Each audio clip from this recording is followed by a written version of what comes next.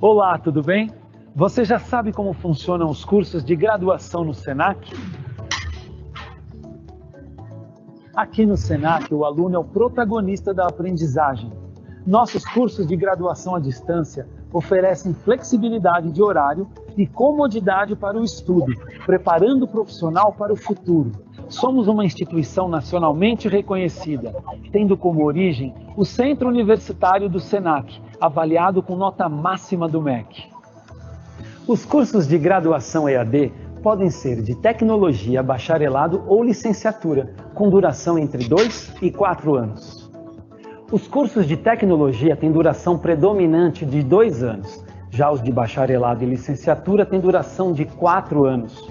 Nosso portfólio oferece graduações nas áreas de comércio, educação, gestão, meio ambiente e tecnologia da informação.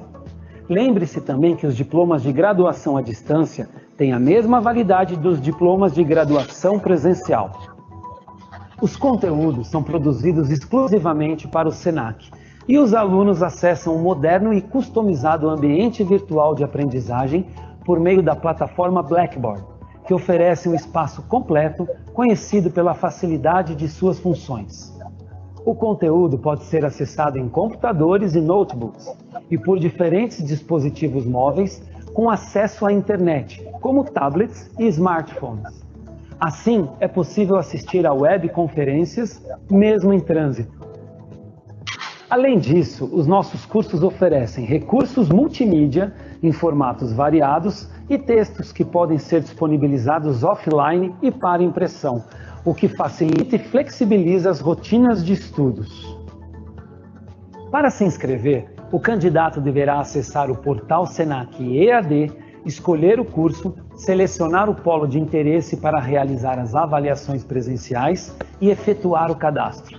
Além disso, é necessário também selecionar a forma de ingresso no processo seletivo, que pode ser o uso da nota de redação obtida no Enem, Exame Nacional do Ensino Médio, realizar uma redação online ou usar seu diploma de graduação, caso essa seja a segunda graduação do candidato e ele não queira realizar aproveitamento de disciplinas. Alunos de outras instituições também podem participar do processo de transferência externa.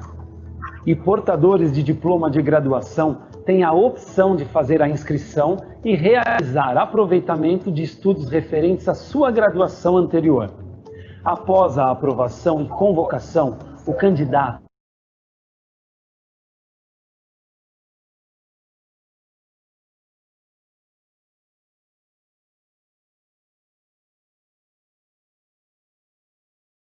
para a matrícula, efetuar o pagamento da primeira parcela e encaminhar a documentação necessária.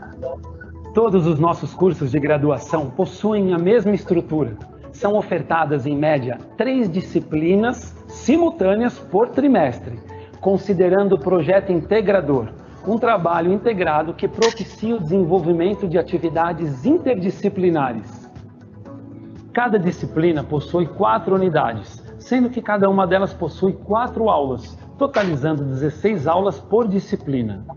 Ao longo do processo de aprendizagem, são realizadas avaliações no ambiente virtual de aprendizagem, sendo uma produção textual individual e o quiz, e também uma avaliação presencial por trimestre, além de uma prova de recuperação online. Para realizar as atividades presenciais, o aluno conta com mais de 300 polos credenciados espalhados por todo o Brasil. Todos os polos de apoio presencial são unidades próprias do Senac. Durante sua trajetória, o aluno conta com uma equipe especializada formada por professor e tutor à distância, que fazem a mediação no ambiente virtual de aprendizagem.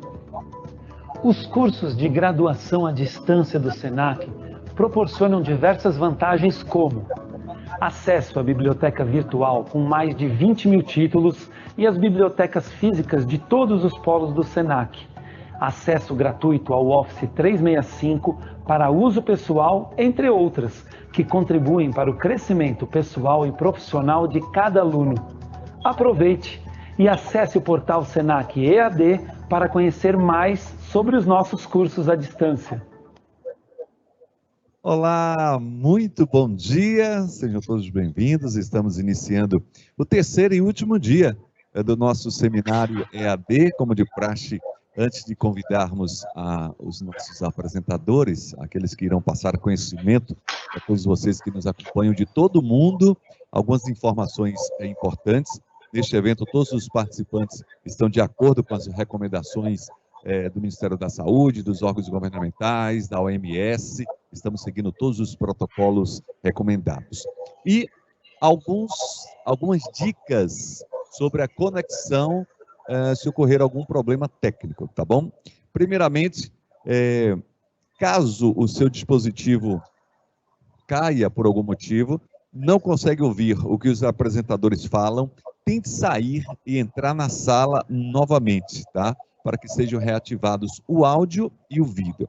Segundo, se você está com impossibilidade de se conectar na plataforma, ou áudio e vídeo reproduzidos com interrupções, algumas dicas. Primeiramente, verifique sua conexão com a internet. Segundo, verifique se no local existem outras pessoas conectadas à internet que possam estar acessando, tipo YouTube, Netflix, pois estes programas consomem muito internet e podem prejudicar a nossa participação, a nossa interação. Terceiro, a melhor forma para acompanhar este nosso evento, já estamos no terceiro dia, é através do aplicativo Microsoft Teams, instalado no seu computador e ou notebook. Através aqui do chat de perguntas e respostas na lateral, você poderá interagir, poderá enviar perguntas, poderá tirar dúvidas, como foi feito na quarta e ontem. Nossa equipe de moderadores segue à disposição para tornar, com certeza, a sua experiência ainda melhor. E durante todo o evento, nesta manhã, os nossos moderadores irão disponibilizar no chat de perguntas e respostas o formulário de presença. Basta acessar e preencher com o seu nome completo apenas uma vez, ok? E a partir do próximo dia 10 de setembro, os certificados serão enviados para o e-mail do participante deste nosso seminário EAD. Para mais informações, poderão acionar a nossa equipe de moderadores durante todas as apresentações, durante toda a manhã, através do chat. Tem uma equipe afinada aí, atenta para lhe responder. E agora iniciaremos o nosso terceiro e último dia do seminário EAD, e é com muita satisfação que nós vamos convidar para dar início às atividades com o caso de sucesso do EAD para o mercado de trabalho, a nossa querida Luciana Cotrim, instrutora do Senac Bahia. Ela irá moderar este bate-papo. Vou ver se a nossa conexão está ok. Luciana, bom dia. Bom dia, Gilberto, tudo bem? Tudo ótimo. Luciano, o que é que você vai trazer de novidade? Me parece que você tem uma convidada especial para esta manhã. Oi, eu te ouço um pouquinho com eco. Você tem uma novidade para a gente? Quem é sua convidada para esta manhã, Lu? Sim, eu tenho aqui uma convidada, que é uma aluna egressa do curso técnico de transações imobiliárias, que é a Nívia Dias. E a gente vai participar com ela sobre o EAD para o mercado de trabalho. Muito bem. Eu vou lhe deixar agora à vontade, pode chamar a nossa convidada e depois eu retornarei para fazer algumas perguntas que os nossos participantes poderão enviar através do chat de perguntas e respostas. Tá bom, Luciana? Fique à vontade. Tá certo. Muito obrigada. Sejam todos muito bem-vindos a esse nosso papo aqui, que tem como tema o EAD para o mercado de trabalho. E quem vai compartilhar conosco aqui esse papo e falar um pouquinho dessa experiência é a aluna egressa, Nívia, que fez com a gente aqui no Senac EAD o curso de transações, ou técnicas de transações imobiliárias. Nívia, seja muito bem-vinda. Bom dia. Bom dia, Luciana. Bom dia aos demais participantes. É um prazer estar aqui com vocês para bater esse papo aqui. Nívia, por que você resolveu fazer o curso técnico de transações imobiliárias à distância? Então, Luciana, a minha escolha teve muito a ver com a minha disponibilidade de tempo, porque eu trabalhava 2 períodos, né, e só dispunha do horário noturno. E eu já havia passado por a experiência de realizar um curso à noite, e realmente foi muito estressante. A locomoção, o chegar tarde em casa. Então, assim, essa possibilidade da gente escolher o lugar, quando e onde realizar suas tarefas curriculares, foi, assim, determinante na minha decisão pelo curso à distância. Certo, que ótimo. E como e por que, assim, que você escolheu o SENAC para realizar esse curso? Então, Lu, quando eu decidi fazer o curso, eu já estava decidida que seria à distância e tinha que escolher uma instituição. E assim, eu sou bastante exigente nesse item, porque a gente encontra no mercado muitas ofertas, né? Mas a gente tem que ser cuidadoso na hora da escolha. Então, eu comecei a pesquisar, havia muita oferta, mas quando eu comecei a fazer algumas pesquisas, né? Buscar a grade curricular, né? Se a instituição e o curso eram credenciados pelo MEC, que isso é muito importante na hora de você fazer seu registro na categoria da classe, né? Sem o qual você não pode exercer suas funções. Então, eu encontrei no SENAC toda essa segurança, né? Para fazer o curso. E eu tive também a oportunidade de conversar com outras pessoas que estavam terminando o curso na instituição e todo mundo estava muito feliz com o resultado. Então, eu aconselho o SENAC, né? Eu optei pelo SENAC e não me arrependi, estou muito satisfeita. Ah, que ótimo, né? Bom saber.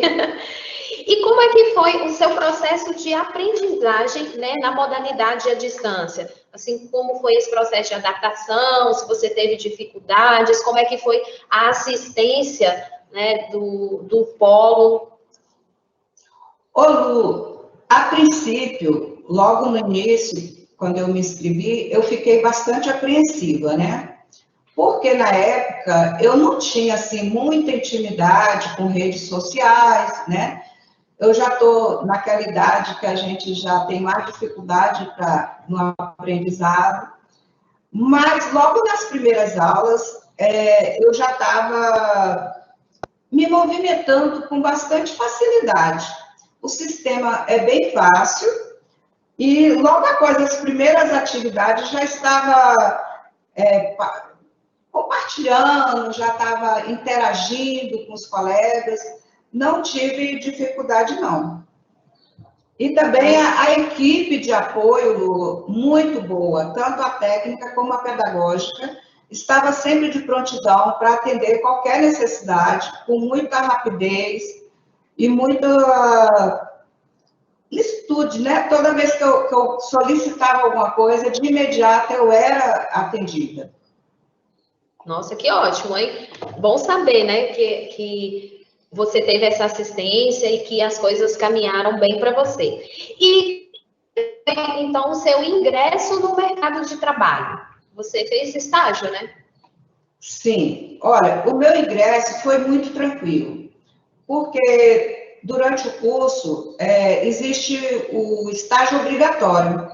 E nesse período, nessa carga horária, eu fui assistida por um corretor que trabalha mais na área rural, e eu tive a oportunidade de visitar vários imóveis, várias fazendas, né?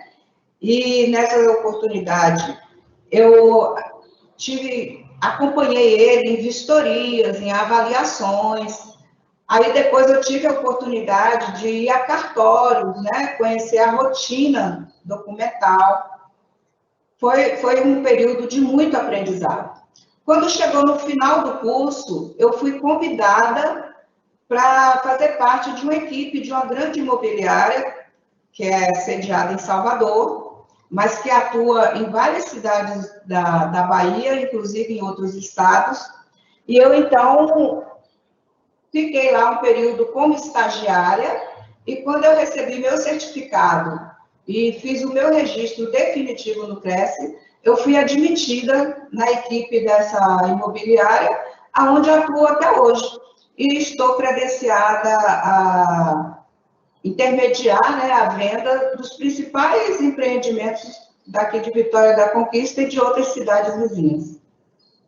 Ah, que bacana. Então, o estágio, ele te ajudou bastante, né, a ingressar nesse mercado e ter acesso, né? Muito. O estágio realmente é uma etapa muito importante dentro do currículo.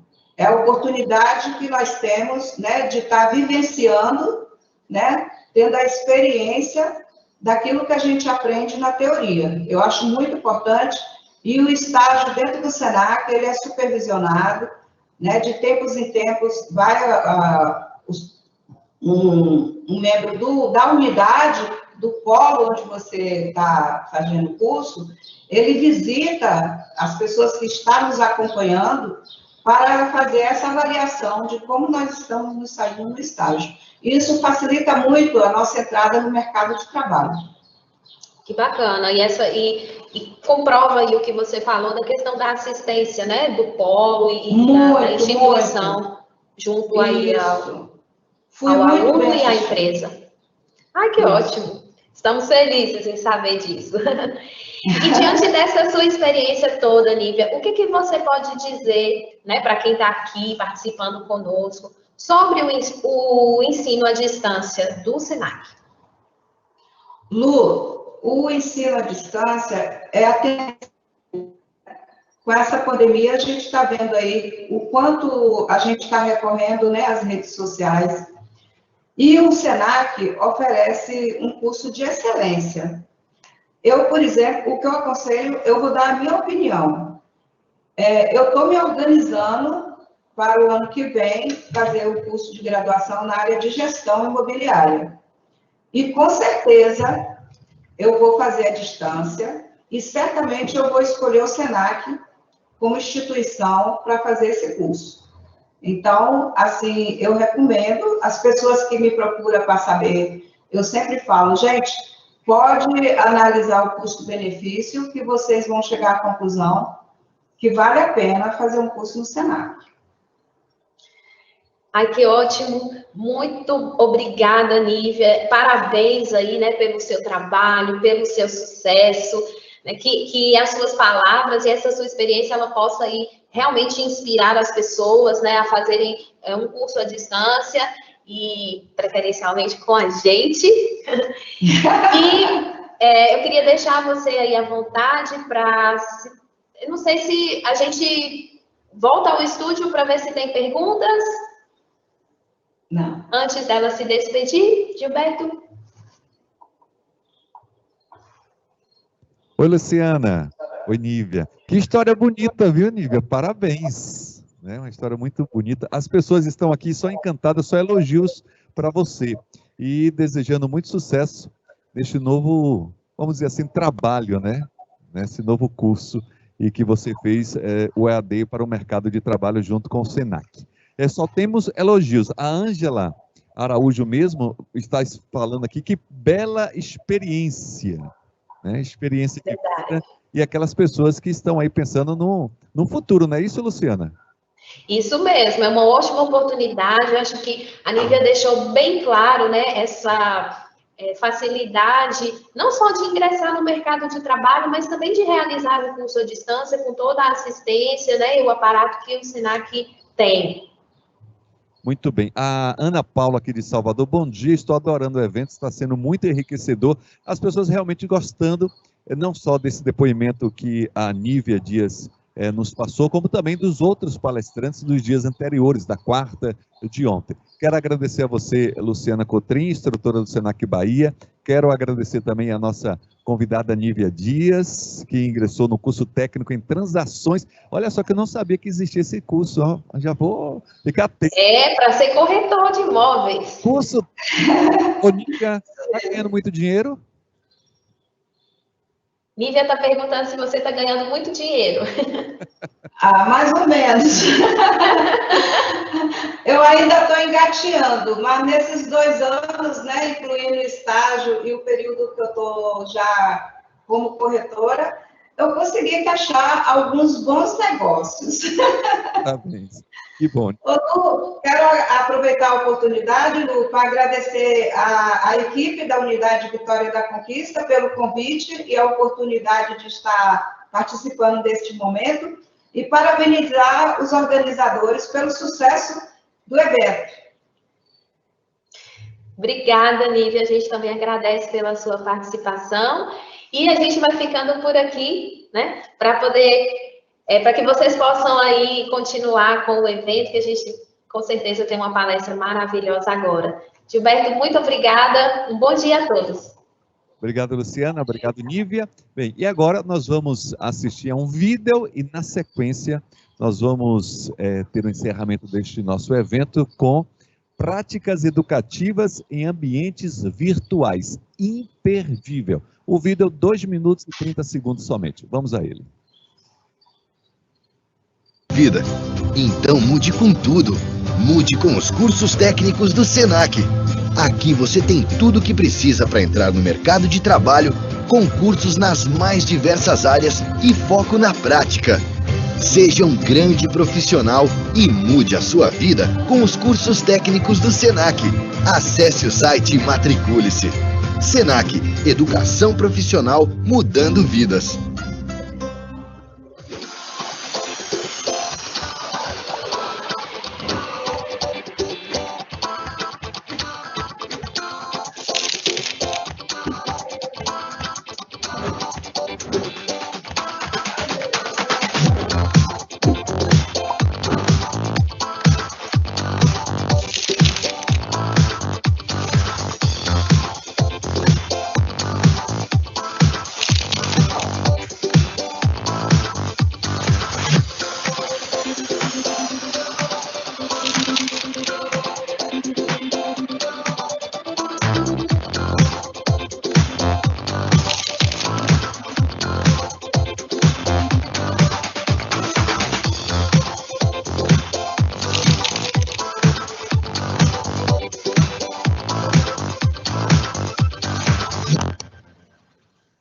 Senac EAD tem um portfólio de cursos técnicos com foco no mercado de trabalho e na flexibilidade de estudos. Entre eles está o curso técnico em logística. O profissional técnico em logística atua em atividades de armazenamento, transporte e distribuição de produtos e mercadorias. O técnico em logística é capacitado para desempenhar tarefas no planejamento, na operacionalização, na segurança, no controle e no fluxo logístico da cadeia produtiva. Para isso, executa procedimentos relacionados a suprimentos e a produção, recebimento, armazenagem e distribuição de produtos, de modo a manter a qualidade e a viabilidade das operações logísticas, fazendo uso das tecnologias de informação e comunicação. O objetivo do curso é formar profissionais com competências para atuar e intervir em seu campo de trabalho, com foco em resultados. Inscreva-se já e seja o protagonista da sua aprendizagem.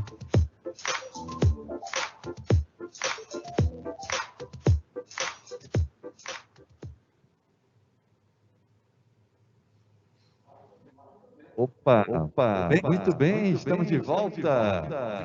E agora, hoje não, agora usei a máscara porque eu vou convidá-la aqui, vai ficar do meu ladinho. Um tema muito interessante, ensino remoto e reinvenção docente. Esse é o tema da nossa webinar de encerramento.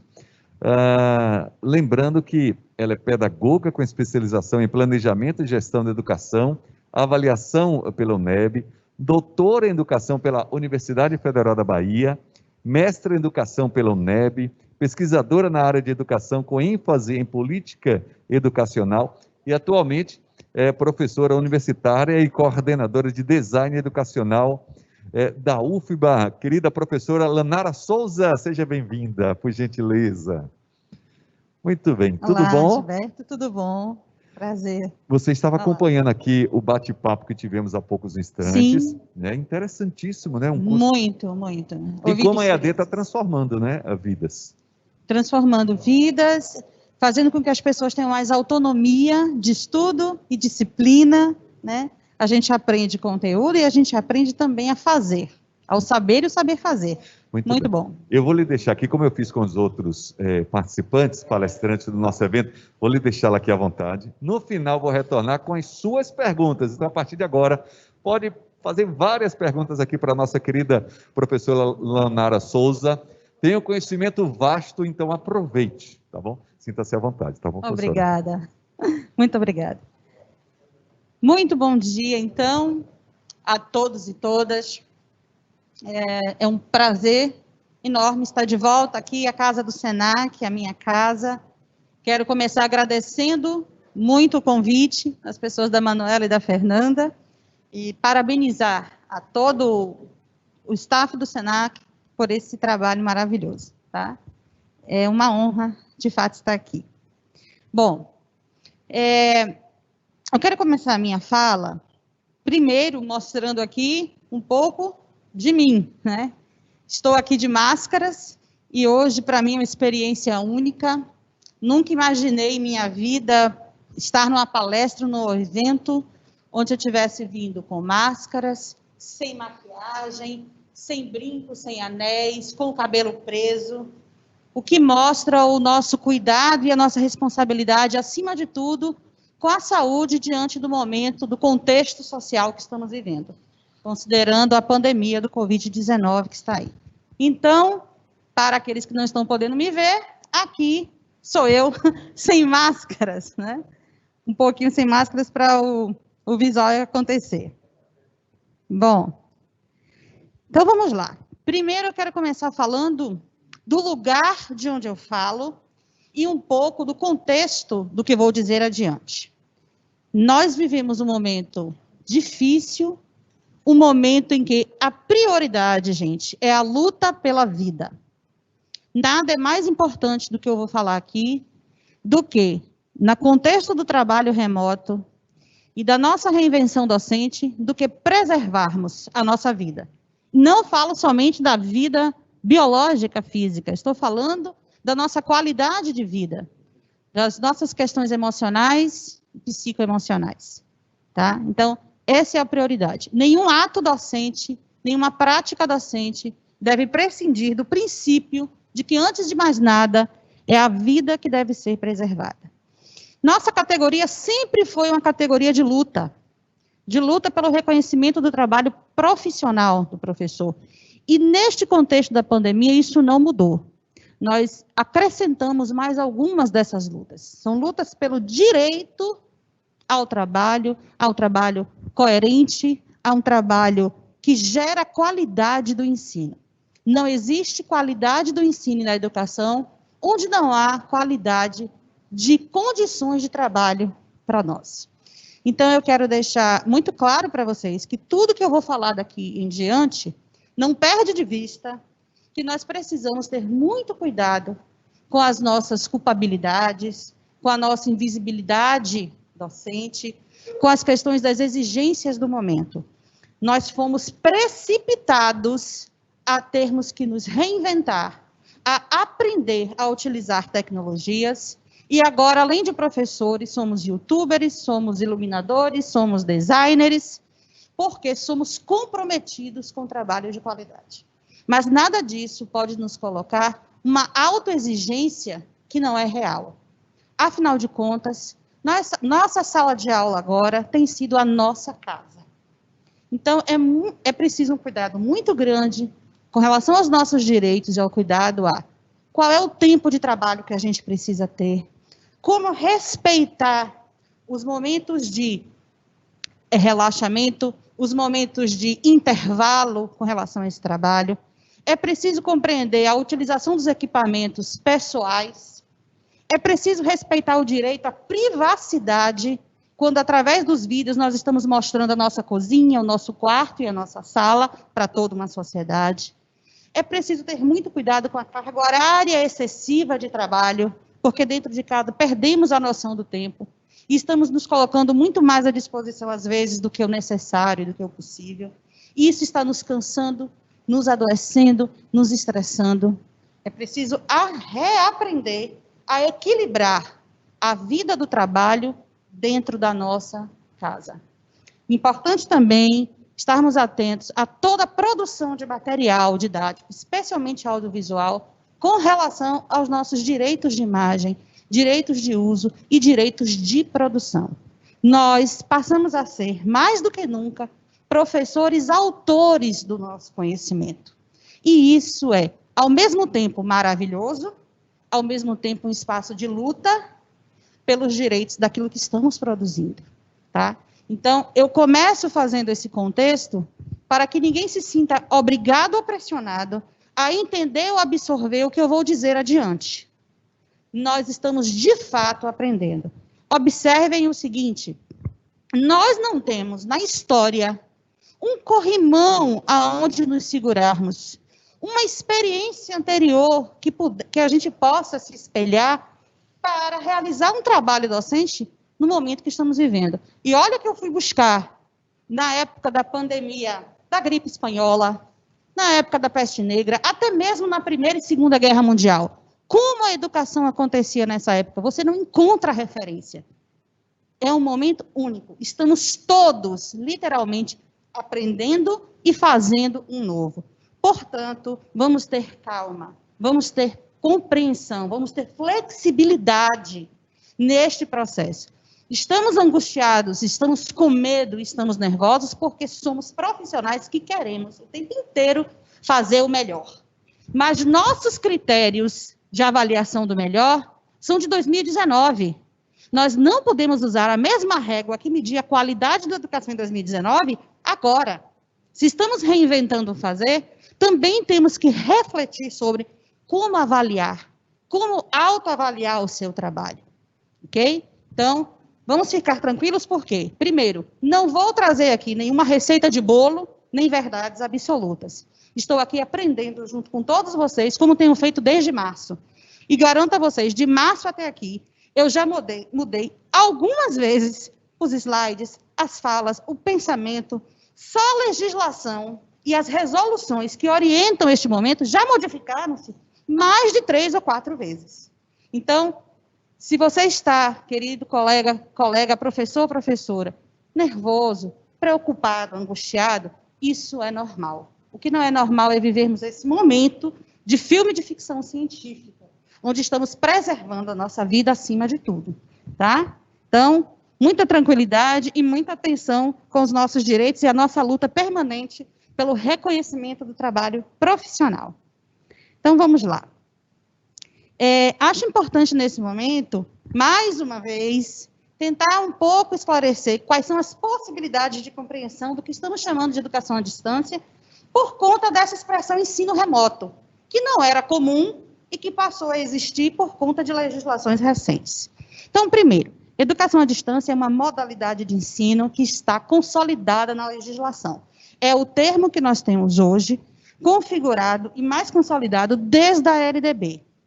Na sua configuração, ela fala bastante de que a educação à distância é todo o trabalho de ensino onde professores e estudantes não estão ao mesmo tempo e no mesmo espaço, porém, mediados por tecnologias. E é aí que eu comento com vocês a questão de outras presencialidades. Quem é militante da educação à distância como eu há muito tempo, sabe que talvez esse termo já não represente mais a nossa compreensão do que é esta modalidade. Por quê? Porque a presencialidade física não garante o sentido mais profundo de presença para a educação. Nós estamos presentes num processo educativo quando, de fato, há troca, quando, de fato, estamos interagindo um com o outro. A gente pode lembrar que em algumas aulas presenciais tem alunos que entram, dão bom dia, boa tarde, sentam lá no fundo, estão de corpo presente, mas em momento nenhum durante a aula interagem, conversam, perguntam, falam. Ao contrário, sua mente está distante, seu pensamento está longe, às vezes até no WhatsApp, no celular, em outro momento. Então, mesmo estando fisicamente distantes, eu tenho ouvido depoimento de professores dizendo assim, olha, eu nunca me senti tão próximo do meu estudante como tenho me sentido agora. Porque presença, gente, é troca, é empatia, é afeto. Afeto no sentido de ser afetado. Se eu te afeto e você me afeta em alguma medida da relação, há ali uma presencialidade. E é disso que nós queremos dizer. É possível uma presencialidade efetiva na educação se a gente consegue essa troca, tá? Bom, e a educação à distância é um espectro. Dentro da educação à distância existem diversos modelos e modalidades. Trouxe aqui alguns para diferenciar, para chegar lá no ensino remoto, que é o título da nossa fala hoje. Bom, primeiro, a educação à distância, ela começa com um modelo de massa, porque, historicamente, ela se realizava através de texto impresso pelos correios, através de áudio, pelos programas de rádio educativo e pelo vídeo das teleaulas com o advento da televisão. Contudo, observe, esses 3 modelos têm uma característica comum. A comunicação é como essa que estamos vivendo aqui. Um emissor que fala e outro receptor que apenas escuta e ouve. Isso representava um modelo e uma concepção pedagógica de que aprender e ensinar era transmitir conhecimento. Já faz um tempo que nós discutimos e não mais concordamos com esse conceito de educação, tá? Embora este modelo de transmissão, de siga o modelo de instrução programada ainda exista e possa, eventualmente, gerar aprendizagem. Não vou dizer que isso não acontece. O que nós questionamos é o nível de aprendizagem que a gente consegue atingir com este modelo de memorização, de reprodução de um conteúdo. Porque se eu apenas falo e você só me escuta, você deve reproduzir aquilo que eu digo. Então, há um nível de aprendizagem, mas não naquele que a gente espera de alguém que hoje, nos dias atuais, pelo contexto social que vivemos, com o avanço das tecnologias, alguém que precisa pensar sobre o assunto, criticar bastante, produzir e inovar sobre o conhecimento. Então, muito mais difícil naquele modelo anterior, tá? Já no segundo modelo, que a gente pode ver aí, nós entramos na era da internet. A internet mudou a face do que era a educação à distância. Mas esses 2 aqui, segundos, do amarelinho, do post-it amarelinho, o e-learning e o MOOC, são modelos ainda muito semelhantes pedagogicamente ao modelo anterior. Veja que o advento da tecnologia não foi suficiente para mudar a metodologia. E aí é importante dizer, não adianta a mais avançada tecnologia se a sua metodologia não for formativa, interativa, colaborativa, tá? Então, o e-learning e os cursos MOOC, é uma expressão em inglês, Massive Open Online Courses, que são os cursos massivos e abertos online. São cursos que têm o seu lugar na história, sim, para quem está começando um processo de estudos, para quem quer fazer uma atualização de algum conhecimento específico, porque eles normalmente são cursos curtos, de curta duração, que têm um enfoque específico. Então, eles não são indicados para cursos de graduação ou pós, por exemplo, de longa duração. Então, há o espaço para isso, e a vantagem deles é que, diferente dos 3 primeiros, em uma única plataforma, você consegue as 3 linguagens daquela educação anterior. Você tem o áudio, o audiovisual, o texto, e o hipertexto, e o simulador, e o objeto de aprendizagem. Então, é um material multimídia. Então, há uma qualidade, porém, ainda falta para nós o essencial. Esses cursos não têm a mediação humana, não tem o trabalho docente, que é onde a gente chega no nível de aprendizagem que a gente considera significativo e mais duradouro. Isso a gente só acontece com, vamos lá, com as 2 próximas etapas. E aí você vê uma setinha vermelha que é nosso desafio. Qual é o nosso desafio hoje? Passarmos mais do ensino remoto para o modelo da educação online. Por que eu estou dizendo isso? Com a precipitação, com a emergência da pandemia, foi natural, foi normal que a gente tentasse transpor o que a gente já fazia no presencial, nas nossas salas de aula, para a situação do digital, para esse momento do streaming que estamos vivendo, tá? Por quê? Porque foi muito rápido, nós não tínhamos essa experiência, não sabíamos tudo isso.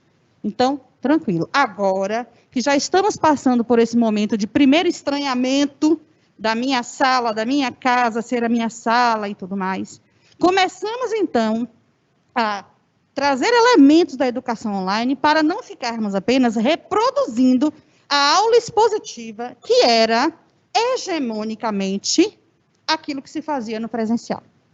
Sabemos que o ensino presencial não se limitava à aula expositiva. No meio dessa exposição, sempre há um momento de debate, um diálogo, uma atividade, sempre.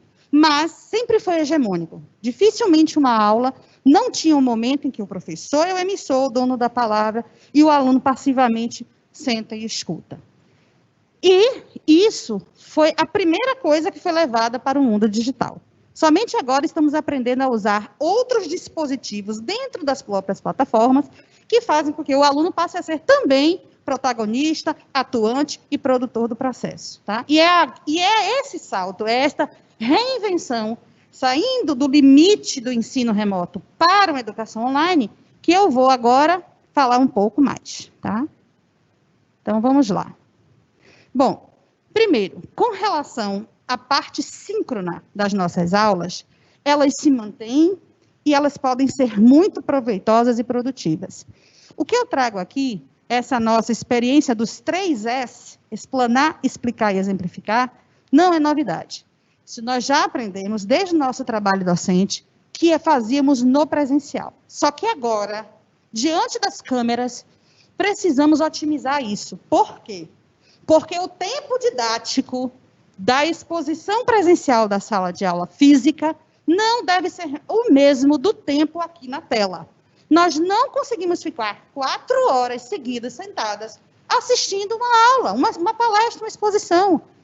Isso causa em nós angústia, causa problemas físicos, de coluna, de circulação, problemas oculares, certo? Por conta da iluminação da tela. Então, isso não é mais possível. Nós precisamos, então, reduzir o tempo na frente do digital, mas não perder a qualidade do trabalho do processo de ensino. Por isso, mais atenção ainda nos 3 S. Recomendo a vocês, professores, que estão fazendo suas aulas, estão podendo gravar algumas delas, que assistam depois, para observar se conseguimos fazer um equilíbrio entre esses 3 S. Então, explanar significa apresentar o seu tema, trazer o conceito, trazer o conteúdo à mostra. Mas não pode parar por aí. Depois disso, ou mesmo relacionado a isso, é preciso explicar o que está sendo dito. É o momento que vamos caracterizar, o momento que vamos fazer uma análise, que vamos articular o que foi dito com outras articulações.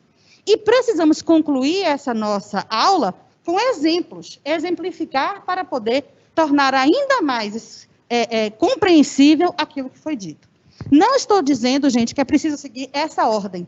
Esta não é uma ordem lógica para uma aula expositiva. Eu começo explanando, depois eu explico, detalho o que eu acabei de dizer, e em seguida eu exemplifico. Não há essa ordem lógica, até porque a ordem de pensamento, a ordem da produção do conhecimento, ela não é linear, tá? Nós aprendemos em rede, entendemos em rede, então você pode alternar, começar com um exemplo, daí trazer uma explanação que justifique o exemplo, passar para a explicação e assim seguir. O que importa é que a gente não se limite a uma dessas ações na parte do ensino. Então, tem professores que abrem o assunto e começam a dar o exemplo e ficam no exemplo horas e horas e horas seguidas, chega um momento que o estudante diz, meu Deus, ela está falando isso sobre o quê mesmo? Né? Ou então, somente explana, traz as verdades e vai embora, mas sem um exemplo, uma relação com a realidade, fica difícil de entender. Ok? Então, essa é a primeira dica, vamos estar ainda mais atentos nas nossas aulas online. Bom, e qual é o lugar deste momento síncrono do ensino remoto na educação online? Outra coisa a ficarmos atentos. Normalmente, historicamente, qual é a sequência que a gente organizava uma aula? O primeiro momento de acesso ao conteúdo era com o professor. Então, a inauguração do tema era com a aula expositiva. Depois, o professor dizia, agora vai ler o texto tal e agora vai realizar a atividade tal. Mas tudo começava com a fala do professor, ok? Então, a sequência era aula expositiva, leitura, atividade. Aula expositiva, leitura, atividade. Agora, nós recomendamos repensar, já que estamos em ambientes virtuais, essa estrutura, tentando, por exemplo, usar as bases do que algumas pessoas chamam de sala de aula invertida. Por que invertida? Porque agora o início de tudo, o ponto zero, não será mais a aula do professor. Então, uma possibilidade, gente, é essa que está aí. Olha, antes da sua aula síncrona, o estudante, ele acessa o ambiente virtual, ele estuda através dos materiais e ele começa a realizar a atividade. Pode ser um fórum de discussão, um trabalho de grupo, enfim, certo? Depois que ele faz isso, aí sim você tem a sua aula síncrona. Quando o estudante chega para a sua aula, ele não chega zerado. Ele já vem com o início de um estudo realizado, ele já chega com o material iniciado e com a atividade iniciada para trazer as dúvidas para você. Então, sua aula, inclusive, será mais qualificada. Ele vai dialogar mais com você, porque ele já vem com um estudo prévio organizado. Tira-se as dúvidas, faz-se a aula. Depois disso, o estudante retorna ao AVA e conclui os estudos, finaliza as suas leituras, termina as atividades, e aí você começa um novo ciclo, tá? Esta é uma possibilidade deste novo momento. Bom, e dito isso, seja lá quais forem as atividades propostas, alguns princípios que estão em espiral podem nos organizar. Seja lá qual for, o que a gente não pode perder de vista para a educação online? Primeiro, esta mediação pedagógica agora deve ser em rede. Ou seja, vamos compartilhar com os nossos estudantes a responsabilidade pela uma aprendizagem colaborativa e coletiva. Então, evitar que a comunicação seja de 1 para 1. Eu tenho uma turma de 40 e eu falo individualmente com os 40, 1 para 1. O ideal é que o professor tenha a habilidade de colocar todos em debate, em diálogo e discussão. Eu preciso acreditar que os meus alunos podem ajudar aos outros alunos a aprenderem, não quando o aluno escuta o outro, mas quando um deles tem a necessidade de explanar e explicar. Quando nos é exigido o entendimento daquilo que está sendo colocado, é uma das melhores formas de aprender. Paulo Freire já dizia isso. Quem mais aprende é aquele que mais ensina. Okay? Então, esse é 2. Voltando à imagem, o segundo critério é uma aprendizagem colaborativa. Nós sabemos que o conceito de aprendizagem, ele está muito vinculado à ideia de uma ressignificação cognitiva de um conhecimento quando você entra em contato com ele. Então, podemos dizer que o conhecimento, através da aprendizagem, é produzido individualmente, mas a sua construção é social, nunca individual. Então, toda aprendizagem que conta com a mediação humana entre o sujeito que aprende e o objeto do conhecimento, ela se torna uma aprendizagem de fato significativa. Porque toda aprendizagem é fruto de uma itinerância pessoal, de um histórico individual. Então, a presença individual está garantida. Porém, ela não é solitária. Ela sempre é com a participação do outro. Nós temos o eu e o outro, mediando o conhecimento junto ao mundo. Tá? Então, a aprendizagem colaborativa precisa compreender isso. O próximo, conteúdo multimídia. Nosso grande desafio, a nossa reinvenção agora, é talvez abandonarmos um pouco alguns materiais que usávamos antigamente e agora buscar fazer uma curadoria nas redes de internet de materiais diversos sobre os nossos assuntos. Então, hoje, a gente não fica mais limitado apenas ao livro didático que a gente tinha.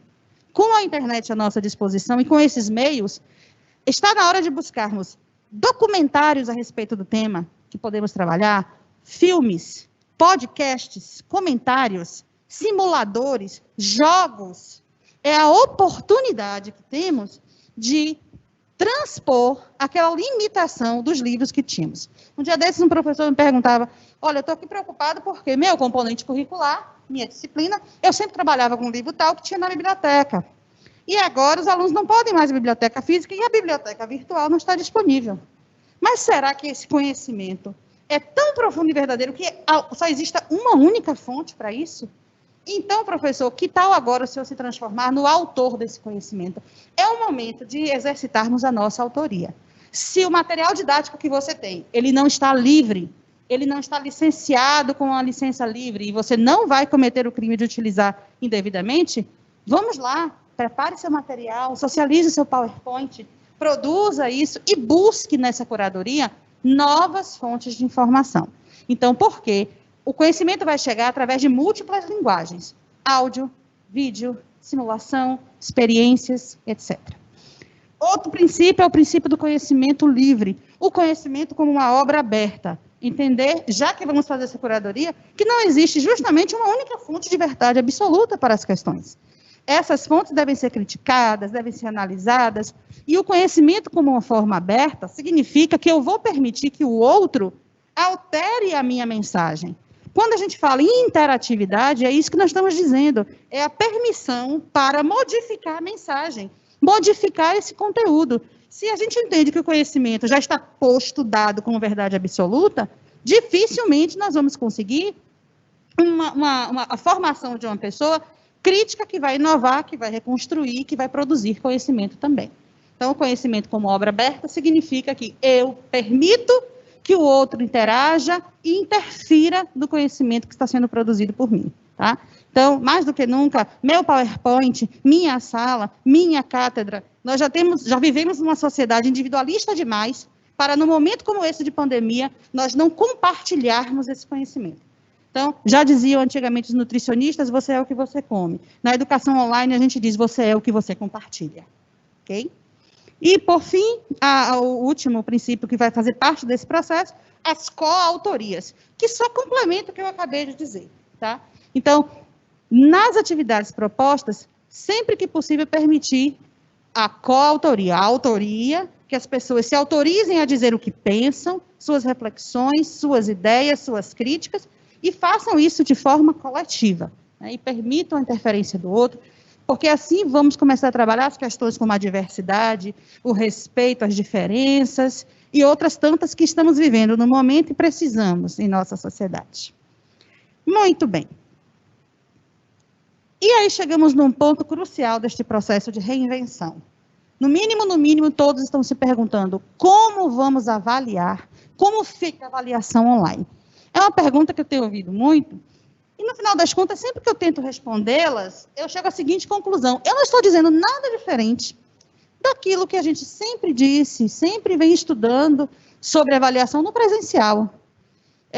Não há uma diferença. O que há de diferente agora são os recursos didáticos que estamos utilizando.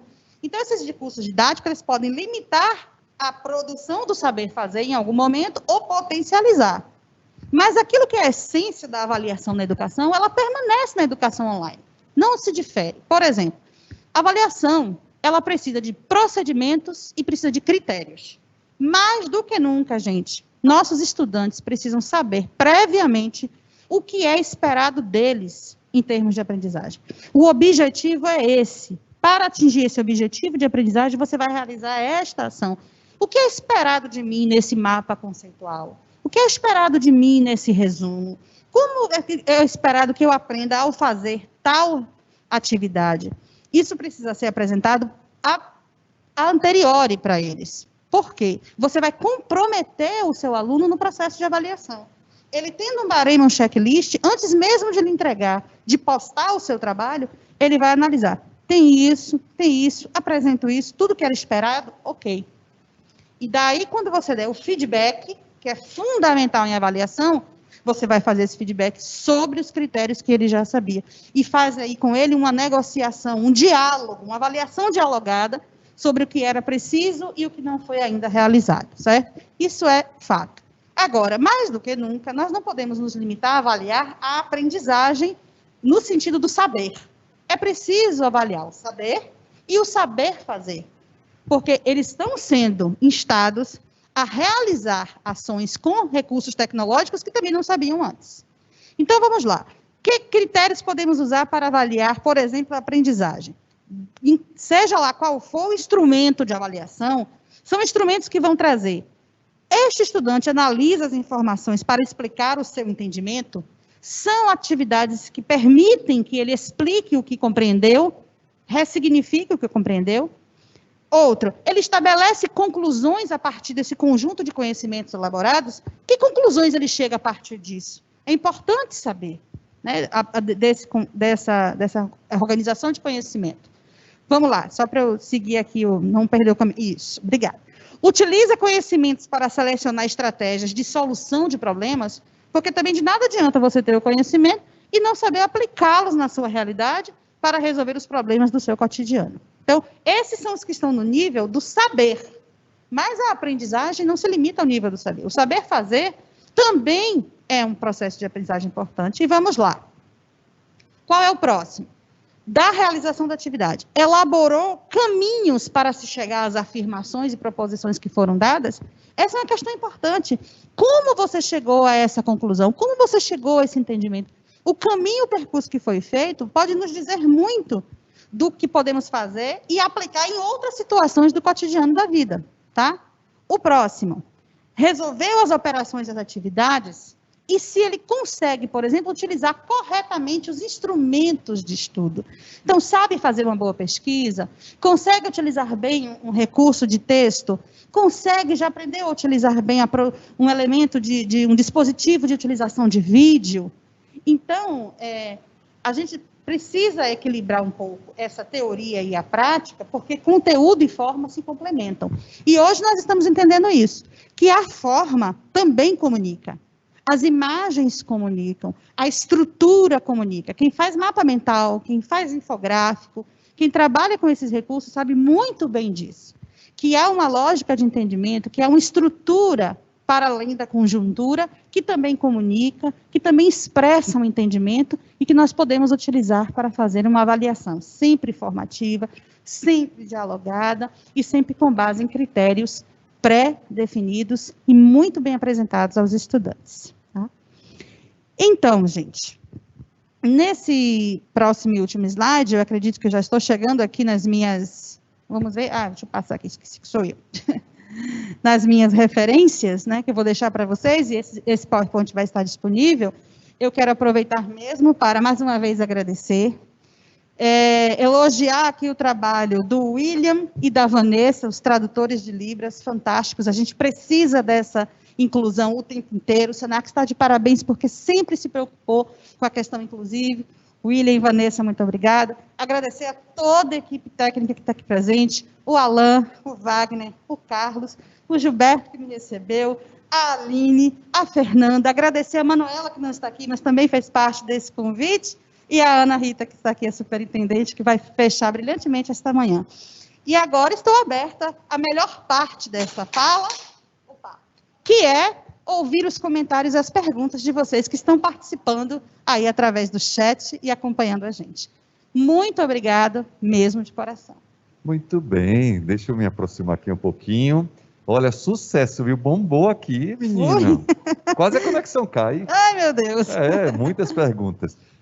Lanara, tem muitos elogios, comentários, e depois eu passo para as perguntas, certo, tá bom? Certo. Ó, menina, deixa eu ver aqui. O Luiz Calazans, de Salvador, excelente colocação sobre empatia e troca. Ângela Araújo, um colega disse para mim, aprenda informática, porque daqui para frente tudo vai ser pelo computador e ainda aparecerá outros dispositivos. A Nádia Passos, a metodologia também é uma extrema importância para a aprendizagem AD. Está de acordo com tudo isso? Sim. Agora, sempre com cuidado, né? Assim, cuidado com as pressões sociais, com as pressões trabalhistas, okay? E com a própria autocobrança. Temos que aprender. Mas, olha, sem agonia, sem sofrimento, porque entre a tecnofilia e a tecnofobia, são os grandes extremos, a gente tem que buscar o equilíbrio, ok? Mas vamos com equilíbrio. Porque, volto a dizer, o mais importante é a nossa saúde, física e mental. Tá incomodando, tá te deprimindo, tá te deixando ansioso? Relaxa, vai cuidar da vida, porque a vida vem acima de tudo. Vou aprender mais essa. Entre a tecnologia e a tecnofobia. Tecnofilia. Tecnofilia e a tecnofobia. Tecnofobia, assim, não adianta, não vou aprender, vou ficar de fora, não quero saber disso, não dá. Profissional que é profissional, tem que se adequar aos momentos. Agora, tecnofilia olha, aprendi agora o Kahoot. Meu Deus, eu preciso entrar para usar o Kahoot. Não, agora a gente tem que pegar, porque eu tenho que usar o Meet. Não, eu tenho que aprender correndo como é que usa o Meet.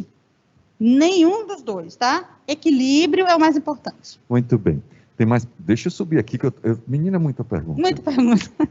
Calma, pronto. Uma frase que você disse que nós adoramos aqui, mas depois eu chego até ela. Certo. Lucas Macedo, vocês profissionais acham que após todo esse conteúdo que estamos vivenciando, a tecnologia será mais usada em sala de aula? Lucas, eu não tenho a menor dúvida de que isso vai acontecer, tá? Vai ser mais utilizada, sim, e acho que o mais importante não é só a quantidade de utilização. Vamos estar mais críticos com relação ao uso dessas tecnologias, porque, por exemplo, as redes sociais, que são bastante utilizadas, elas foram feitas para entretenimento. Qual é a grande questão? Na verdade, nossa expectativa é: tecnologias na educação, a gente já tem muita, mas nem todas são tecnologias da educação. E não é só a mudança de preposição, não. Muitas não foram pensadas para a educação, nós estamos fazendo uma adaptação a elas. Já está mais do que na hora dos profissionais da educação começarem a produzir tecnologias com a educação, para a educação e não adaptadas a ela. Então, eu acho que o grande salto, inclusive, vai vir nesse sentido, Lucas. Muito bem. O anônimo é preciso ter esse encontro emocional, ou seja, trabalhar as nossas emoções, né, no dia a dia. Essilene, bom dia. Quanta reflexão para iniciarmos nossa manhã. Parabéns, professora Lanara. Essilene, obrigada, viu? Agradeço. Isso tudo é uma troca, viu? A Nahara agora, a Almeida, ponderações excelentes. Instrumentalização do profissional com formação continuada, manter tranquilidade e equilíbrio de nossas emoções, além de entender o nosso papel enquanto profissional e nossas limitações. Aí ela coloca aqui, amei, coraçãozinho. Obrigada. É verdade, tá certo. Mas tem uma frase, eu quero achar a frase que você... Gente, não, e eu anotei imediatamente aqui. Você é o que você compartilha. Menina, essa ficou marcada aqui, eu vou levar para o resto da minha vida. Você é o que você compartilha. Isso fantástico. São frases do nosso grupo de pesquisa da faculdade, né, do grupo do GEC, do pessoal do Nelson Preto, das pessoas que trabalham com a filosofia hacker, né, e nós defendemos muito. E esse é o momento, mais do que nunca, de compartilhar. Então, o que é que nós somos? Nós somos aquilo que compartilhamos. Nós podemos começar a nos definir assim, quanto mais a gente compartilha, com certeza mais a gente recebe. Isso que eu estou fazendo aqui é compartilhar. Não começou comigo. Tem muita gente aqui comigo presente nessa caminhada histórica. Eu só compartilho aquilo que eu recebi. A gente recebe amor, compartilha amor. Recebe conhecimento, compartilha conhecimento. E assim a gente faz uma sociedade melhor. Muito bem. Dudu Gomes, de Olinda, Pernambuco. Opa, que terra maravilhosa. Ele não colocou nenhuma pergunta, mas apenas parabéns pela exposição, professora Lanara, estamos aqui todos atentos em Pernambuco. Anônimo, a diferença é que o aluno não está presencial, mas os conteúdos acredito que são os mesmos. Pois é, uma reflexão. Quem é? Não se identificou. Não falou quem é. Olha só, rapidamente sobre isso. Quando alguém me pergunta assim, você está preocupado que a sua filha aprenda a diferença entre X e CH? Eu quero que minha filha aprenda a diferença X e CH para usar isso no seu cotidiano, no dia a dia. Mas será que agora é o momento de estarmos pressionando e cobrando nossos filhos para decorar a diferença do X e CH? Chegou um momento que a gente precisa rever, gente, os nossos conteúdos. Nós sempre fomos pensados a ser extremamente conteudistas. Com a flexibilização do tempo didático na educação online, nós precisamos rever o que é essencial para trabalhar agora com esses estudantes e o que é periférico, o que é que pode esperar. Vou contar uma coisa bem simples para vocês, que eu acho que vai ilustrar isso que eu estou dizendo. Uma das primeiras coisas que eu ouvi no início da pandemia dos pais era o seguinte, de todo mundo: este é um ano perdido para a aprendizagem. Foi um ano perdido. E esse termo perdido sempre me assustou muito. Eu digo perdido por quê? Aí uma amiga me contou o seguinte fato: olha, meu primo foi adolescente dos 15 aos 18 anos na antiga Iugoslávia, durante a guerra da Bósnia e Herzegovina. Foram 4 anos de guerra. Estamos vivendo um tipo de guerra, mas não é uma guerra como guerra civil. Esse jovem ficou 4 anos sem ir à escola, sem internet, sem aula online, sem nada. 4 anos, cotidianamente, desviando de tiros e bombas. Você poderia dizer que essa pessoa perdeu o seu futuro. O primo dela hoje, na Bósnia, é um cirurgião neurológico dos mais conceituados naquela região. 4 anos vivendo em guerra não impediu este rapaz de seguir o seu futuro, de se formar, de aprender numa área extremamente difícil e complexa. Então, gente, calma. Este não é um ano perdido, não. Este pode ser um ano de conteúdo, de oportunidades. É o momento de discutirmos com as nossas crianças e adolescentes a política, a ética, ciência, o respeito. Isso deve ser o principal. Se a minha filha não vai aprender as orações conjuntivas, adversativas, adversárias causais, ela terá muito tempo para isso.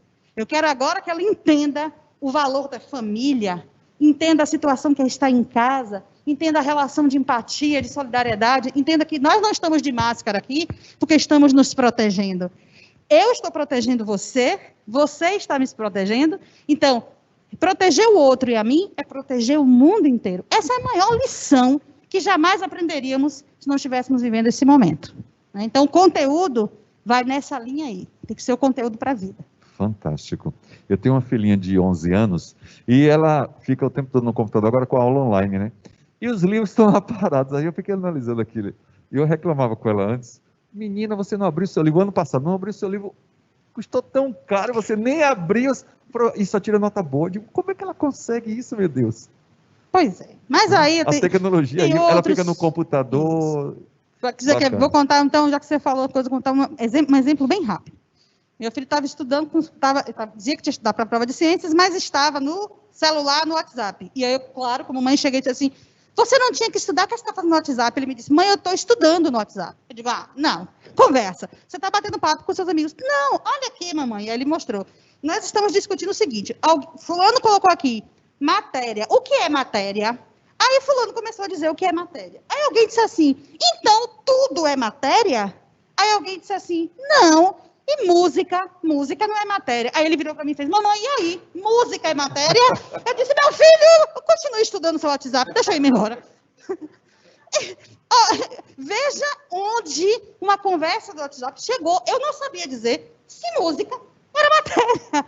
Então ele estava estudando, estava assim, às vezes muito mais do que decorando num livro de ciências e com os colegas pelo WhatsApp. Fantástico. Emília, ela não colocou a cidade. Professora Lanara, ecoou nossos sentimentos nesta manhã e também possibilidades. Um comentário da Vânia Paz, excelente fala, possibilita muitas reflexões. Também de Recife, a Nilke Felli. Recife está bombando. Muito boas colocações. A aula remota, à distância, não pode ter os mesmos parâmetros de uma aula presencial. Fantástico. Você explicou muito bem aqui nos slides. Mas se estamos fazendo é porque estamos aprendendo, tá? Nada de se culpar nem se cobrar. A Letícia Oliveira, ótima aula. A Carolina Franco Santos, do Pará. Coisa boa, Pará. Ela colocou aqui DR. Alguém sabe? É DR? Senac Pará. Muito bem. Você acredita que a... Eu estou sem óculos. FIPED? Sim, Flipped. É um Flipped? recurso, é o Flipped, sim. Sim. Se tornará um método de ensino usual mesmo após a pandemia, quando retornaremos e a normalidade no ensino presencial? É um outro nome, um outro termo semelhante para a sala de aula invertida. Eu acho que vai criar mais adeptos. E talvez a gente comece a fazer formas mais híbridas. Dependendo da natureza do conteúdo e do tema, talvez precise sim que você comece com a aula expositiva para que depois os estudantes vão aos textos e os livros. Nós vamos ter que desenvolver essa capacidade de entender qual desses modelos é o melhor para cada conteúdo e tema de estudo. Então, se não era usual, vai passar a ser mais usual, mas não como substituição. Chega em algum momento que vira moda, as pessoas querem usar em qualquer situação, e não é assim. Nós sabemos muito bem, pela natureza do conteúdo, quais aqueles que podem ser aplicados no modelo Flipped e quais podem ser nesse usual que já viemos fazendo. Tem uma linha de professores ou estudiosos, principalmente os defensores da língua portuguesa, aqui falei porque eu vi essa palavrinha, que fala, por que o pessoal quer americanizar tudo? Pois é. Não temos como fugir, não é isso, professora? Até tem, mas eu acho que isso a gente também tem que ir com bastante calma. Eu sou adepta de Ariano Suassuna. Aliás, um dos grandes defensores da língua portuguesa, que historicamente fazia uma crítica a nesse nosso hábito de americanizar alguns termos. Alguns porque já são originários do americano e nossa tecnologia é absolutamente importada. Os equipamentos e as partes das peças já vêm assim. Então, até que se traduza, demora um pouquinho. Eu prefiro falar sítio do que site, né? Mas, às vezes, nos pegamos falando essa expressão.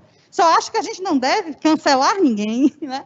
E nem julgar ninguém porque está usando alguma expressão americana.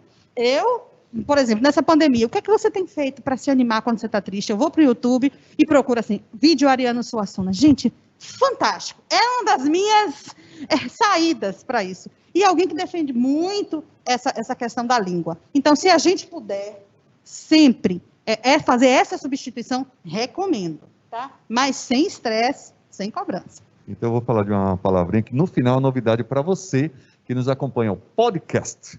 Tem novidade, o Senac, no finalzinho do programa, eu acho que será você que vai apresentar a novidade, né? Ela sabe? Surgiu, um novo, bacana, um presente para você que acompanhou 3 dias de evento, tá? Sobre podcast. Já eu passo para você. Uma ferramenta muito inclusiva, inclusive. Hilda Mello, Lanara, sempre pertinente em suas ponderações e provocações. Excelente profissional. Obrigada, Hilda. Maria Eunice Filho, aqui de Salvador, gostei muito da palestrante, trazendo esclarecimentos muito lúcidos sobre a verdadeira realidade do professor em sala de aula. A Kaline Araújo, de Jacobina. Opa! Excelente inovar conhecimento. Uhum. A Yane, parabéns, equipe Senac, participantes do seminário EAD, conteúdos de significativa relevância para a educação contemporânea. E, cadê, tem mais? Está chegando muitos. Uhum. Eliane Brandão, de Candeias. A cada dia mais impressionada com a seriedade e importância que está sendo dada a esse tema, neste contexto em que estamos vivendo. Muito pertinente, segura e proveitosa toda a fala da professora Lanara. Parabéns pela segurança que nos dá e ao Senac pela oportunidade. Logo no início eu falava sobre a questão da visibilidade do profissional docente. Então, quanto mais espaços e oportunidades como esta que o Senac vem dando para que a gente possa fazer isso, muito melhor. E veja que não é algo interno, estamos aqui para todo mundo, né? Então, como uma obra aberta, como um conhecimento aberto, como uma contribuição social, né? Uma contribuição pública para todos, isso eu acho fantástico. A Laura Dick Senac, qual a melhor maneira que o professor pode conduzir a questão da coprodução com seus alunos? Bom, primeiro a gente precisa planejar de forma bastante organizada, e esse planejamento não pode ser aligerado. Escolher bem na curadoria quais são os recursos que vão ser orientados, e sempre chamar a atenção, gente, aos estudantes do seguinte: nesse processo de coautoria, nós vamos buscar fontes. Essas fontes, elas têm direito de uso e direito autoral. É preciso fazer a preservação disso. Vocês devem ter observado, por exemplo, no PowerPoint que eu elaborei, que é algo que os estudantes também elaboram, eu coloquei a fonte de todas as imagens que eu busquei no site do Pixabay, que é um dos sites que tem imagens livres. Então, este momento de pandemia, ele precipitou muito a procura sobre informações a respeito disso, porque não dá para sair pegando aí todo o conteúdo de qualquer lugar para utilizar. Então, as autorias e coautorias, elas precisam ter registro de quem fez o seu nome, que a gente possa, sempre que reutilizá-las, citar a sua fonte corretamente, mas, antes de tudo, saber se é possível fazer isso. Tá? Então, copyleft, copyright, nesse processo de coautoria. Na prática docente, sempre, além do recurso onde vai ser produzido a atividade proposta de coautoria, um fórum de discussão em paralelo, porque precisamos discutir a construção para além do objeto a ser construído. Então, são habilidades e são aprendizagens que se complementam nessa hora da coautoria. Então, não é assim, vamos fazer um texto juntos. Você faz a introdução, você faz o desenvolvimento e eu faço a conclusão. Cada um entra, põe lá individualmente, vai sair uma bricolagem, vai sair algo como um Frankenstein, que isso não é fazer cooperação nem coautoria. No processo de escrita, a gente se permite que o outro altere o texto um do outro, mas é preciso discutir, conversar ideias. E isso você faz num espaço de comunicação, como um fórum, como um chat. Então, na prática, toda vez que você trabalha assim, você vai precisar de 2 dispositivos, onde vai ser produzido o objeto e aquele onde você vai discutir esta produção. Muito bem. Logo depois desse bate-papo que estamos tendo aqui com a professora Lanara, nós teremos aqui a nossa superintendente de educação profissional do SENAC, que já está aqui conosco, a querida Ana Rita, e aí vai conversar com você também no finalzinho, então aguarde aí, tá? Enquanto isso, a gente continua aqui com o nosso bate-papo. Vamos, ótimo, a melhor parte é essa. Ana Rocha, SENAC Piauí. Professora Lanara, parabéns, você compartilhou os seus conhecimentos de forma sensacional, você é show, um espetáculo, aprendi muito. Precisamos de você aqui no Piauí. Nossa, nem queria tomar essa cajuína maravilhosa. Maravilha, Piauí. Silene. Excelente explanação, professora Lanara. Quais os desafios do ensino remoto, EAD, para a educação profissional, uma vez que o fazer era de suma importância para o aprendizado dos alunos, antes desse novo normal? Pronto. Gente, a questão da prática. Existem alguns elementos da prática que, de fato, você precisa estar fisicamente em espaços e laboratórios concretos, tá? Ainda não temos solução virtual, nem simuladores para todas as práticas profissionais existentes. Então, essas, de fato, vão ficar em suspensão e a gente espera que, no momento adequado, a gente possa retomar. Porém, algumas dessas práticas, elas já podem ser simuladas virtualmente. Então, é preciso um processo de elaboração e de construção dessas experiências. Por exemplo, um dos grandes desafios da prática tem sido, por exemplo, para os professores da educação infantil. Por quê? Se você vai fazer uma prática que necessita, nesta formação, de contato com o outro humano, como eu falei das presencialidades no início, você pode ter essa presencialidade através do vídeo. Mas crianças, por exemplo, não ficam paradas na frente da câmera por muito tempo. Então, você tem que fazer isso através dos pais, por exemplo. Existem experiências que estão acontecendo, elas têm um bom resultado, mas elas não têm o mesmo resultado da prática normal que se teria. Então, não é possível, eu seria aqui irresponsável e dizer, não, toda a atividade prática pode ser transferida para o mundo digital. Não pode, tá? Muitas delas podem ser feitas. E aí, gente, vamos entender que o currículo, ele é permanente e contínuo. Se nesse momento a sua formação não vai lhe permitir uma presencialidade física, em algum momento isso vai passar e você vai poder retomar, fazer como atividade complementar, como atividade de extensão, certo? Agora, é preciso não perder de vista que essa formação prática, ela é essencial. O que for possível simular através da rede digital, ótimo. O que não for, a gente vai precisar aguardar e retomar quando tudo isso passar. Professora Lanara, já estão me dando ali o tempo, mas eu tenho 11 perguntas aqui ainda, eu acho que não vamos conseguir, mas eu vou fazer um resumo aqui. Ó. Certo. Primeiro, Glaubiane de Alagoinhas, muito bom, parabéns, muito esclarecedora. Um anônimo, qual educação, eu vou fazer duas juntas, tá? Qual educação flexível, quanto à educação flexível, quais os grandes desafios e as propostas para esse novo fazer? Segundo, você falou que 4 horas, esse é de Hari Assis de Porto Seguro. Você falou que 4 horas é muito tempo para ficar estudando sentada na frente do computador. Concordo. Qual seria então a média de tempo ideal para esse conteúdo online? Faça essas duas, depois eu faço mais. Pronto, acho até que elas têm uma relação. Olha, nós estávamos acostumados na educação presencial a trabalhar com hora-aula. Essa é a métrica que a gente usava para o ensino. E poucas vezes nos preocupávamos com o tempo que o estudante ia precisar dispensar para as atividades fora da hora-aula, né? Então, na educação online, a gente trabalha com hora-produção. A hora-aula, não vai mais poder ser 4 horas seguidas, porque não se consegue com qualidade. Então, reduz essa hora-aula para a parte síncrona e você redistribui esse tempo na hora-produção. O que você, professor, tem que pensar? Quanto tempo o meu aluno vai levar para produzir isso que eu estou pedindo? Por exemplo, um mapa conceitual a partir do texto X. Então, quanto tempo de leitura, quanto tempo para produzir? Aí ele pergunta, qual é esse tempo? Você vai contar com a sua sensibilidade e experiência docente na realização da atividade. Sabe por quê? Porque o processo de leitura ele é extremamente individual. Isso vai depender de inúmeros fatores. O tempo que a pessoa tem, o ritmo que ela tem, onde ela está lendo, com quanto tempo ela está lendo. Se pegarmos aqui um texto de 2 laudas e pedir a todo mundo que está aqui para ler, nenhum vai acabar no mesmo tempo que outro. Nós já fizemos isso, tem 2 professoras do IFBA que estão fazendo assim. Elas sentam e planejam a atividade. Vamos pedir que os alunos façam um infográfico. Aí depois que elas planejam, elas dizem assim, fulano, faça e eu vou fazer também. E vamos ver quanto tempo cada uma levou. Nunca coincidiu.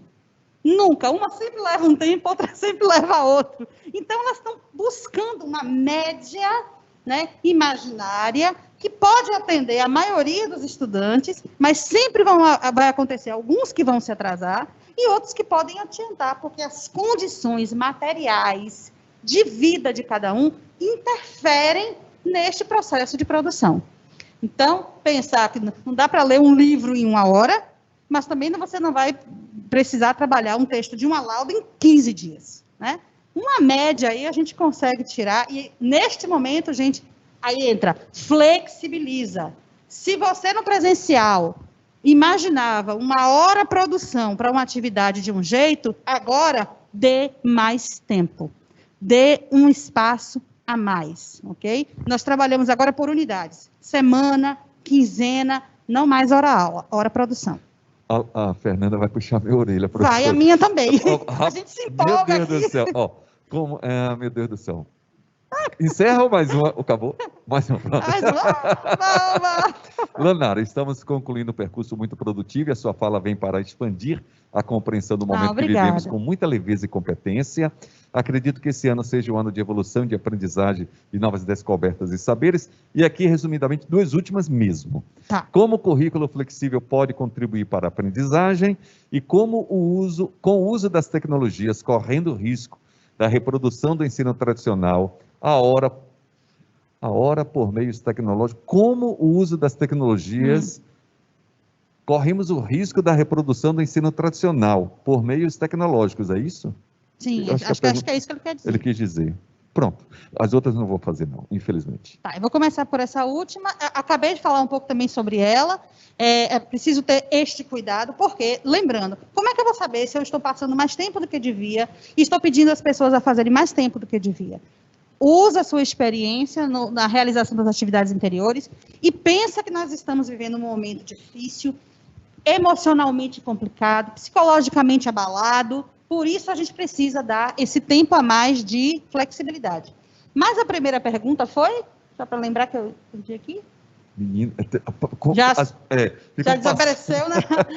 Mas era alguma coisa sobre currículo e flexibilidade. Isso, também já tínhamos falado alguma coisa sobre isso.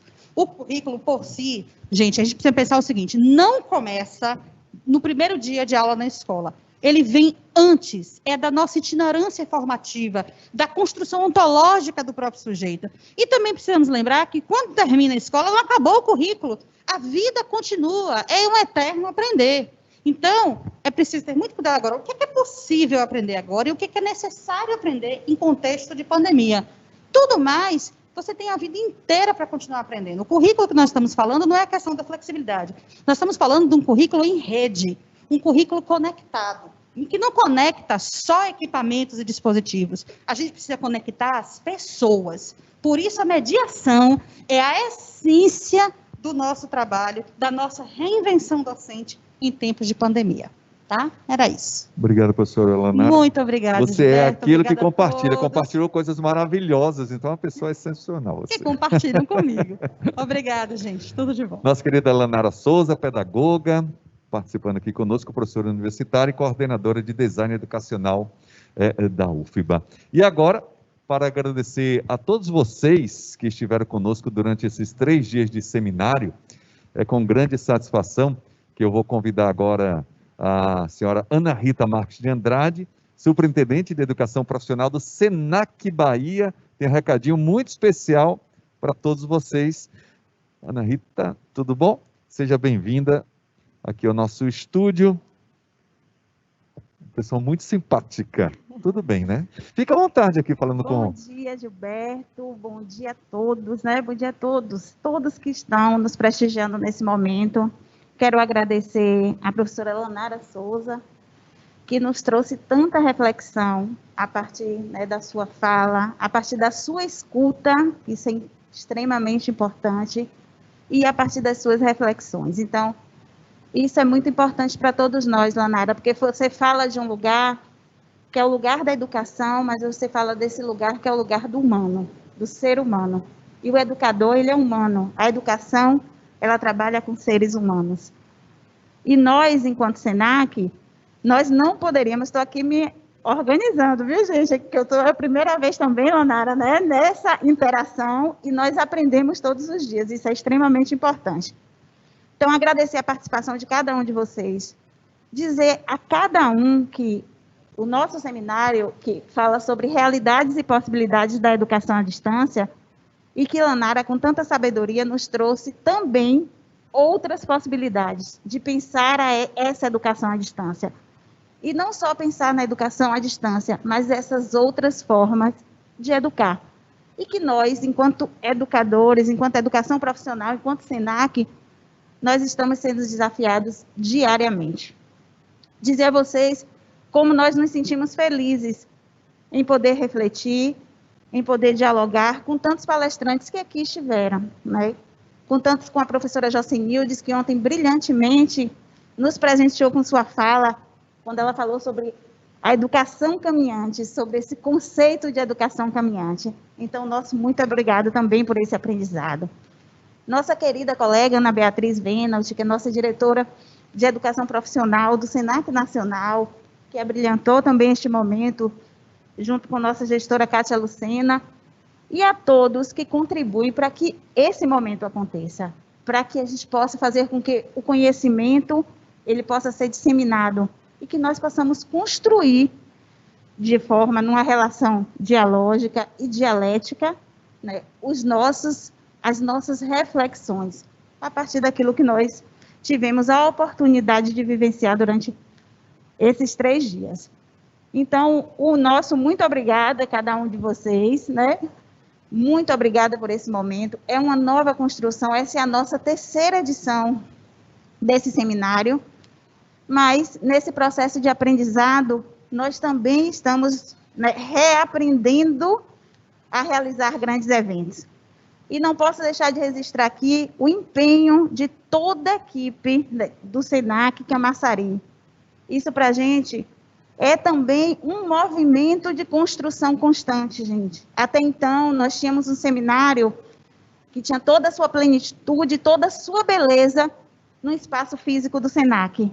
E hoje, esse seminário, ele está aberto para o mundo, de forma gratuita, de forma democrática. Então, meu muito obrigada.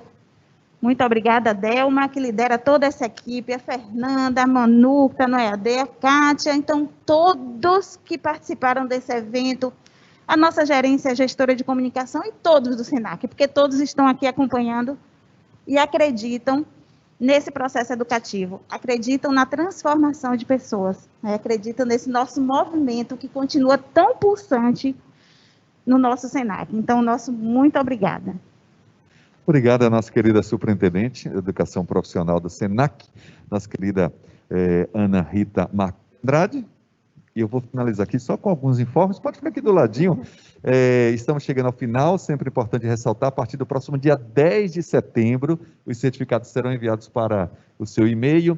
Informar também que a partir do próximo dia 2 agora de setembro, próxima semana, estaremos disponibilizando todo esse conteúdo no canal do YouTube do SENAC Bahia. Então, você que, por algum motivo, teve que sair, pronto, fique tranquilo no YouTube SENAC Bahia, no canal SENAC Bahia, você vai acompanhar todas as informações. Foram 3 dias de muito aprendizado, como falou nossa querida superintendente, agradecer a sua presença, agradecer a toda a equipe. Essas 2 meninas aqui são ótimas, viu? Fico aqui controlando tudo. Parabéns a toda a equipe. Obrigado pela sua presença. E os certificados, como já informamos, dia 10 e a partir do dia 2, no YouTube, canal SENAC Bahia. Um bom dia a todos.